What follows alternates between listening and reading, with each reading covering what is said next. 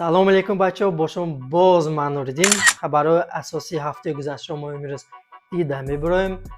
Сар мекунем аз перс Муҳаммад Хайбатӣ ки қариб буд рақиби худро бо корт бизанад. Барои чӣ ин шуд? Ҳамаашро мо имрӯз омӯхта дида мебароем бачаҳо, бо видео, бо ҳама чизҳои дигар. Ҷанговари тоҷик Абдулло Хоҷаев бошад. рӯзи 27 сентябр дар Абу-Даби ҷанг хоҳад кард бачаҳо. Рафтем бачаҳо. Перс боз як бор перс. Дар куҷое ки перс ҳаст, дар ҳамонҷо фақат хайп, ягон овоза, ягон проблема бачаҳо. Ин вақт чӣ шуд? Боз чӣ шуд бо перс? Чӣ гӯям, ҳама вақт перс проблема дорад ва ҳама вақт дар забони ҳамаи мову шумою ва дигарон одамон бачаҳо. Барои ҳамин ин вақт ҳам перс дар хайп, дар боло, овозаш дар ҳама ҷо. Чӣ хеле ки ман дар барномаи пешро гуфта будам, перс дар як реалити бо Ҳамзат Чимаев, Арман Сарукян ва дигарон иштирок кард. Ва дар он ҷо дар якум серияш бачаҳо персро як дигар ҷанговари доғистонӣ Тимур Фартови якчи нижданчик мезанад. Перс пеш аз ин кор як 10 бор ба ӯ гуфта буд ки ё бача, ман травма дорам, ба рӯям назан, ба ҷоғам назан ки мешиканад охир. Лекин ин аблаҳ гапро гӯш накарда, дониста ба рӯяш чунон мезанад ки бечора перс як шок мешавад. Аз шок шуданаш мехост бо корт, бо чизе бошад, дар дасташ корд омад, кордро гирифта мехост ӯро нест кунад, просто нест кунад. Якчи ҳамин феълаш омад бачаҳо. Хайрат ки дигарон дар байнаш буданд, ӯро доштанд, намонданд ки ин корро кунад. Хай бачаҳо, персро фаҳмидан мумкин. Охир ин ҷанговар Тимур медонист ки ҷоғи перс дар як ҳолати на он қадар хуб ва метавонист ӯ ҷоғашро шиканад ва перс якчанд моҳ наметавонист ҷанг карда.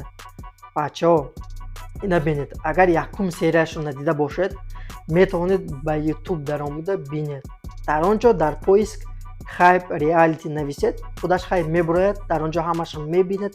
Якчи девонагӣ унҷо просто дурдом гуфти русо шудагӣ. Ман бошам ҳар ҳафта аз ин реалити хабарҳои тозаю нав ба шумо мерасонам.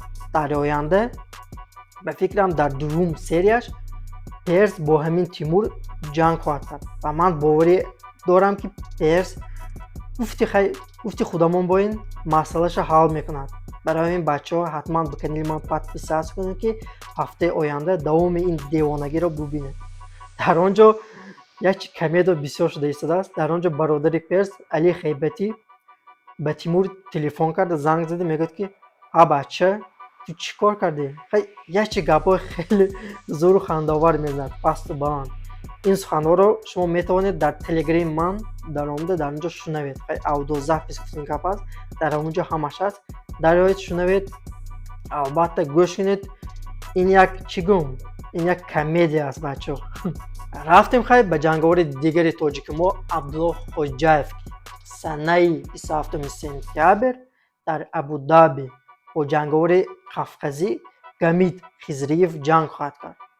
Абдулло ҳоло ҳама ҷангашро буридааст ва рақибашам Гамид Хизриев ягон бор мағлуб нашудааст. Барои ҳамин ҷанг хеле интересӣ мешавад.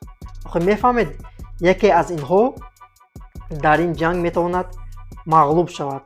Барои ҳамин ин ҷанг барои ҳамаи кас хеле интересне. Ин ҷанг дар организатсияи OAE Warriors мешавад. Ин организатсияи арабҳо буда, аз он ҷо якчанд ҷанговарон ба UFC гузаштаанд. барои ҳамин ин як шанси хеле калон барои Абдулло, барои худро нағд нишон додан. барои ҳамин бачаҳое ки масалан дар Абу-Даби ҳастанд, масалан дар Дубай ҳастанд, метавонед равед Абдуллоро паддеш кунед. хай ин чӣ гӯям, ин як ҷанговари ситораи нави MMA тоҷик мебошад. ман ҳатман умедворам ки баъд аз 1-2 ҷанг ӯ бояд ба UFC равад, хай дар он ҷо ҷанг карда боз масалан дар UFC тоҷикон бисёр шаванд бачаҳо. хай бачаҳо, ҳама хабарҳо ҳамин буд. охир хабарҳои асосиро ман гуфта гузаштам, барои ин ки хай якчанд бо хабарҳо ҳаст дар бораи масалан Анис Яқубов. хай уже 100 блогерои дигари тоҷик дар бораи Анис Яқубов уже 100,000 видео карданд. برای شما همه گپ رو میدونید، تکرار کردن من ضرور نیست. برای این بچه ها این هفته یک دو سه ویدیو خیلی خوبه براید. برای من حتما پادپیس کنین، لایک مونین، جدت کنین. این هفته با خبرهای خیلی تازه زود حتما به شما میرسانم بچه ها. از شما فقط لایک، پادپیس، поддержка. از من باشد کانتنت ویدیو خیلی خوب تنج ساز. همین بود بچه ها. خیلی اپی کار شدتم. خیلی